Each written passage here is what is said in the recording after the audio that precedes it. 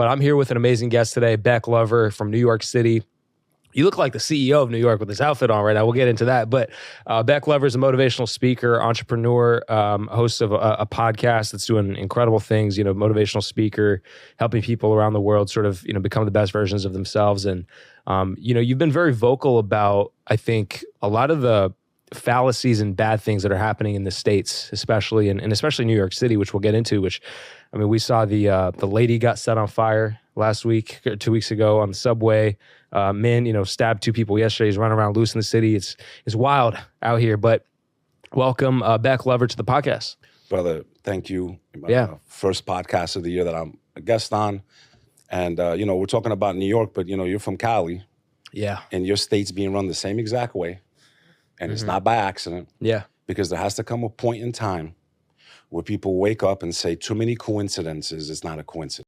And then he flips and basically, in my opinion, becomes a Republican without being one. These labels mean nothing. You're looking at these politicians, left and right, blue and red. They will say, and they will get behind whatever they have to stay in power and stay out of jail. And that's what Eric Adams just did. He flip-flopped. Yes, border czar. Trump, whatever we got to do, I'm going to do it because I'm looking for that pardon, I've seen the mayor in nightclubs. He was in nightclubs more than he was running this city of ours. He was at Nebula. He was in the Hamptons. He was doing his thing. Yeah. He definitely had a great time. The question is, same thing when we look at the presidency, what should be terrifying Americans. Forget left and right. Who has been running the country? Because if you think it's that old man, who's the man behind the Wizard of Oz? Who's the man or the woman behind it? Who's the group of people? What's really going on? What every American should be asking them, see, they're trying to stop it right now. It's actually Biden's calling me right now. They're trying to stop it right now. What should terrify all people is like, who's really been running the show? Yeah. That's terrifying to me. You got my man, again, I'm trying to avoid certain words because we don't live in a free society. Yeah. Okay?